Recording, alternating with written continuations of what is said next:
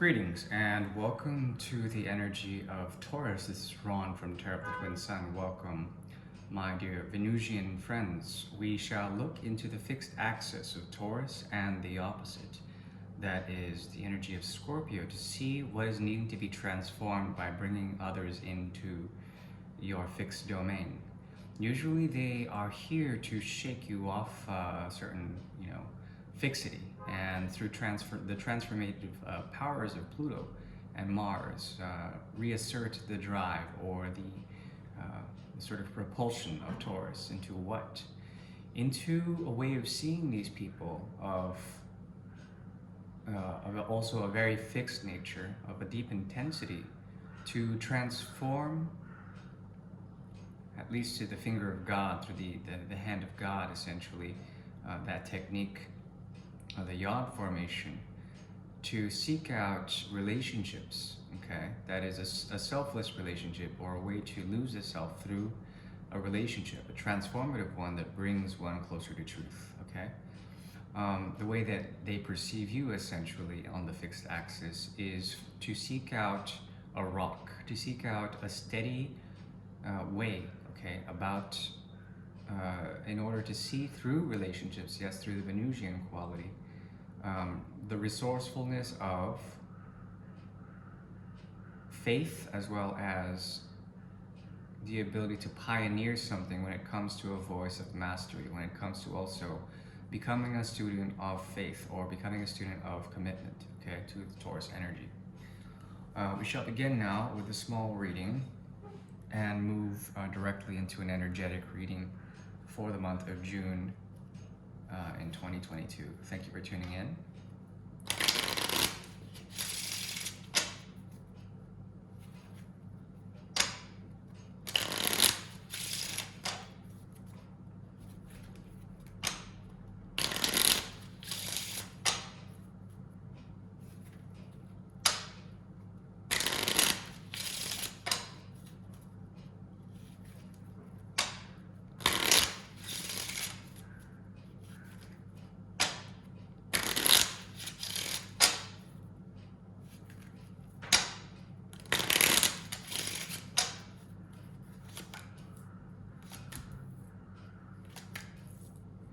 Okay, there's a probability of having an instinct to do what? To parse your resources out, to essentially give time and energy in a way that would balance out the future and the past, okay? The future and the past essentially have to do with two versions of the self on some sort of linear or chronological timeline, in which both of them lead to some sort of offer being made but not taken, this being a burden, or perhaps there's some sort of stillness and inner joy that can be untouched by the burden surrounding Taurus, okay?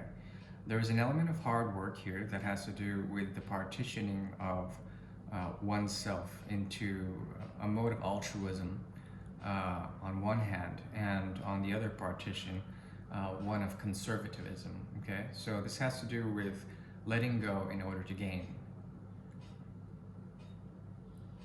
There's also something about making a choice in the near future, this choice being a burden, and perhaps within the realm of experience, your own experience, you are ascending to a hidden truth that is tied to what is really of value, okay?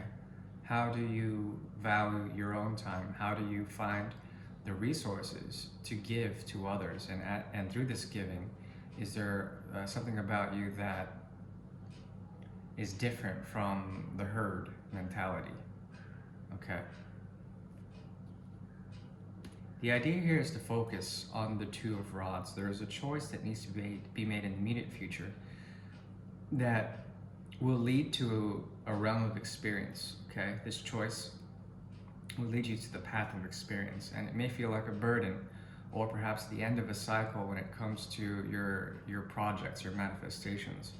And essentially what I see here is splitting a choice, and the choice being something that cannot be regulated by the mind, okay? Something that has to do with your own resources and your resourcefulness, sacrificing some time and energy to make something occur, okay? This has to do with also something of the recent past where you were offered something in terms of love or some sort of inspiration, okay? But usually you're there essentially refraining from these offers, not wanting to commit to anything at all. As you do this, as you sacrifice a bit of time, you may notice that the experience is worth it, okay? And then you become a master of the cup cycle, reaching the 5 of cups or moving back to the 3. So it's a very interesting sort of pre-read.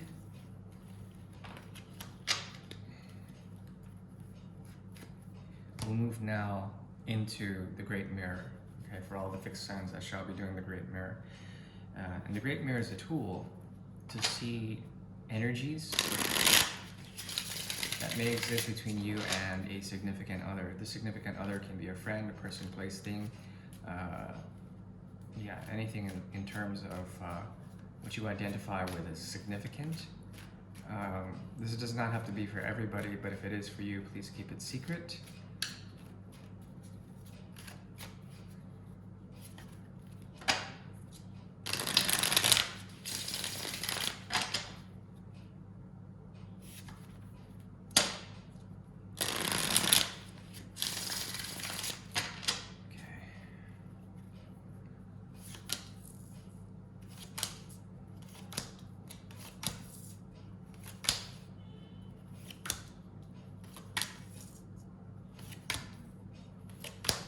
Okay, if the lunar cycle has created something for you, it definitely is there definitely is a sense here that some form of truth comes through the eclipsing of the moon, okay? And that was in Scorpio.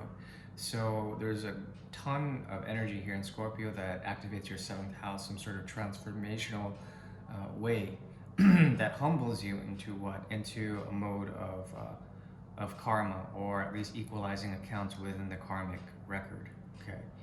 I see here someone who has the power or the ability to bring you forward, to summon you, if you will. And on this quest of summoning, there is a way for you to make a sort of balance, okay? An intense choice that has to do with hard work and commitment to one or the other. This person and the axis of Taurus and Scorpio is very strong here, okay? Taurus and Scorpio axis.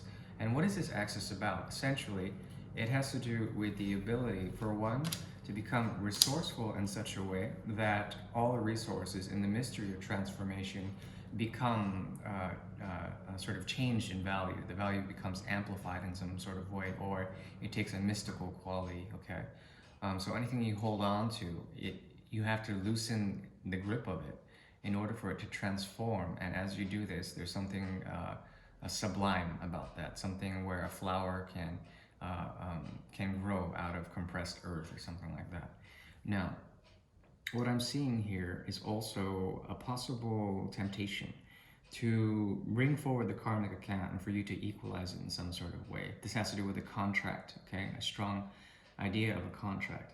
And if this is resonating for you, essentially there's someone that is pulling this in order to get over a phase, okay? A phase of stagnation, and to shake free from that to essentially make the choice for the Ace of Cups, okay? Which does not show it's right here, Ace of Cups.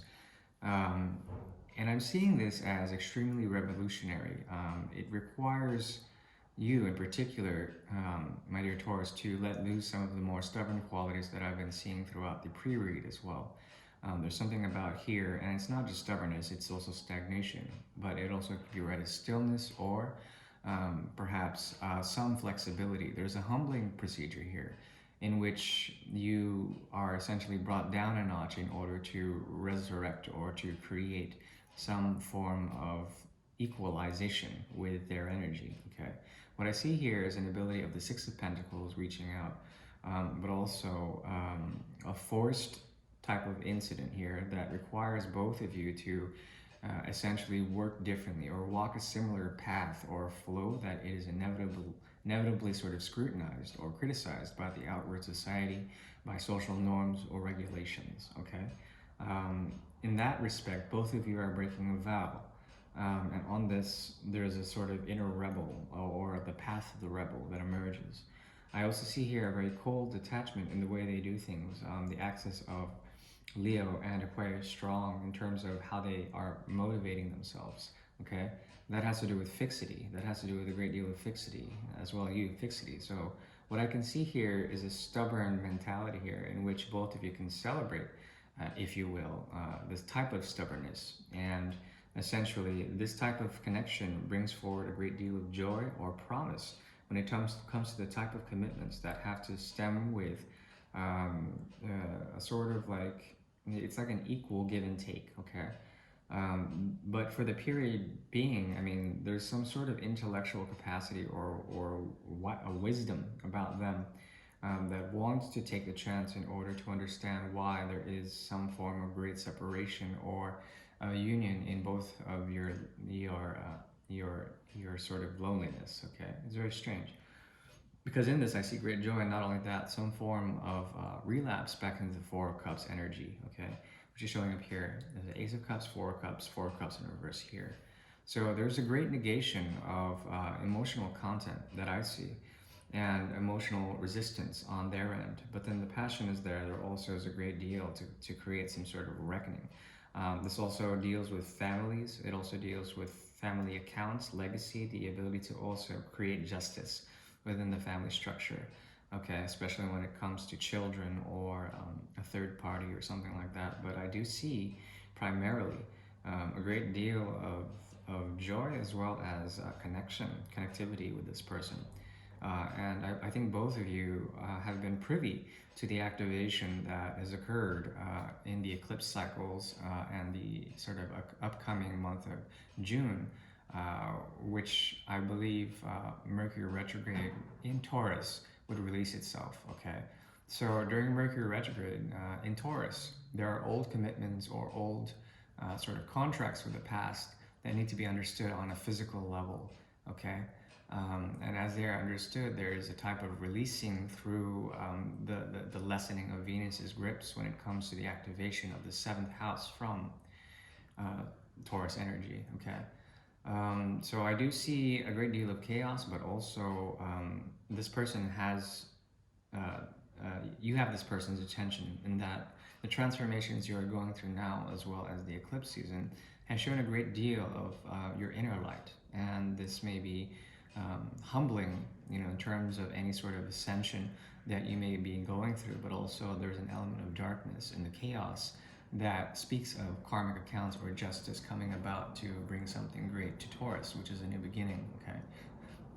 At the same time, it's something that you fear, and perhaps the advice here is to take care of the path work, you know, to essentially go within, to go without any sort of attachments. And perhaps also there's something about you that needs to be devoted highly to your work as well as your philosophy, trying to find in the darkness some sort of truth or realization to the path that has not been walked, okay?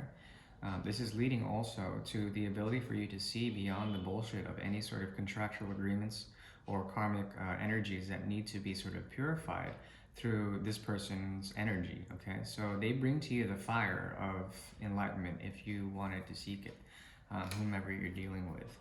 I do wish you well. Thank you for tuning in. Bye-bye.